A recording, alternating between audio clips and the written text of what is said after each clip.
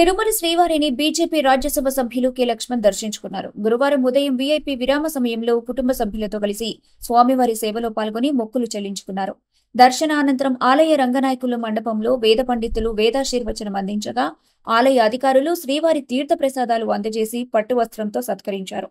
అనంతరం ఆయన మాట్లాడుతూ, పుట్టినరోజు సందర్భంగా కలియుగ దైవం శ్రీ వెంకటేశ్వర స్వామిని దర్శించుకోవటం చాలా సంతోషంగా ఉందని అన్నారు. కోరిన కోరికలు తీర్చే దేవుడిగా శ్రీవారు ప్రసిద్ధి చెందారని తెలిపారు. గత ప్రభుత్వంలో భక్తులు శ్రీవారికి సమర్పించిన కానుకలను దుర్వినియోగం చేసినట్టు, అలాగే శ్రీవారి ఆలయాన్ని కూడా అపవిత్రం చేసినట్టు ఆరోపణలు వస్తున్నాయని, గతంలో జరిగిన అవకతవకల గురించి విచారణ జరిపించి చర్యలు తీసుకోవాలని తెలిపారు. 3.90 లక్షల వ్యయంతో 2022వ సంవత్సరంలో ఆయుర్వేద మెడిసిన్స్ తయారు చేయడానికి కొనుగోలు చేసిన మిషనరీ ఏదైతే ఉందో అది నాసిరకంగానే కాకుండా ఉపయోగంలోకి రాకుండా చేశారు. అలాగే అన్న ప్రసాదాలను కూడా నాసిరకంగా భక్తులకు వితరణ చేసిన దాఖలాలున్నాయని, లడ్డూ ప్రసాదానికి ఉపయోగించిన నెయ్యి కూడా కల్తీ చేసి భక్తులను కలవరపెట్టాయని అన్నారు. జరిగిన అవినీతికి సంబంధించి ముఖ్యమంత్రి చంద్రబాబు నాయుడికి లేఖ రాసి పూర్తిగా దర్యాప్తు చేయాల్సిందిగా కోరుకుంటున్నామని తెలిపారు. నా పుట్టినరోజు సందర్భంగా కుటుంబ సమేతంగా కలియుగ దైవమైనటువంటి వెంకటేశ్వర స్వామిని దర్శించుకోవడం చాలా ధన్యునిగా భావిస్తా ఉన్నాను. ఇవాళ గురువారం నేత్ర దర్శనం. ఇవాళ భక్తులు ఏదైతే విశ్వాసాలతో నమ్మకంతో ఆ భగవంతుని కొలిచేదానికి వస్తున్నారో దానికి అనుగుణంగానే భక్తుల కోరికలు తీర్చేటువంటి స్వామిగా శ్రీ వెంకటేశ్వర స్వామి గారు ప్రసిద్ధి చెందినారు. ప్రపంచవ్యాప్తంగా కూడా భక్తులు ఎంతో విశ్వాసంతో నమ్మకంతో కూడా తమ కానుకలు సమర్పిస్తూ ఉన్నారు. ఈ యొక్క సనాతన ధర్మం యొక్క మరి కాపాడడానికి, అదే రకంగా ధర్మం కోసము భక్తులు ఇచ్చేటువంటి కానుకలు.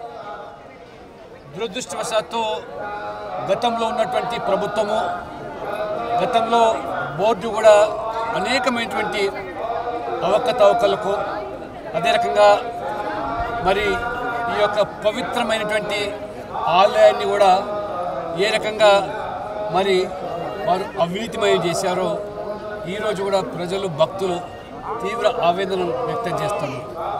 ఇవాళ గౌరవనీయులు ముఖ్యమంత్రి చంద్రబాబు నాయుడు గారు ఇవాళ తిరుపతి అభివృద్ధి కోసము లేదా ఈ బోర్డు కూడా అనేక చర్యలు తీసుకుంటున్నప్పటికీ మరి గతంలో జరిగినటువంటి అవకతవకల పట్ల, మరి అవినీతి పట్ల పూర్తి స్థాయిలో ప్రస్తుత ప్రభుత్వము మరి విచారణ జరిపించి చర్యలు తీసుకోవాల్సిన అవసరం ఉందని చెప్పి భక్తులు భావిస్తూ ఉన్నారు.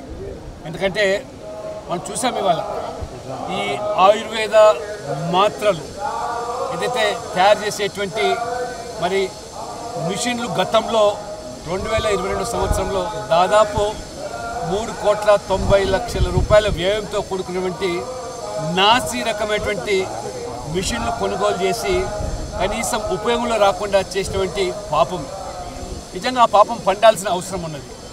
ఈ రకంగా మరి గత ప్రభుత్వము పూర్తిగా ఈ పవిత్రతను మరి గాలికి వదిలేయడమే కాకుండా ఏ రకమైన అవినీతికి పాల్పడ్డారో ఇవాళ మనం చూస్తున్నాం. అది పరాకాష్ట. పరకామణిని వదలలేదు, లేదా ఈ యొక్క ఫార్మసీని వదలలేదు. చివరికి అన్నదానం కూడా, ఏదో అన్నసత్రంలో కూడా గతంలో నేను కూడా మరి ప్రస్తుత బోర్డు సభ్యులు భానుప్రకాష్ రెడ్డి గారు మేము సేవించినప్పుడు అనేక రకాలుగా ఆ రోజు మరి నాసి రకంగా మరి ప్రసాదం వితరణ చేశారు.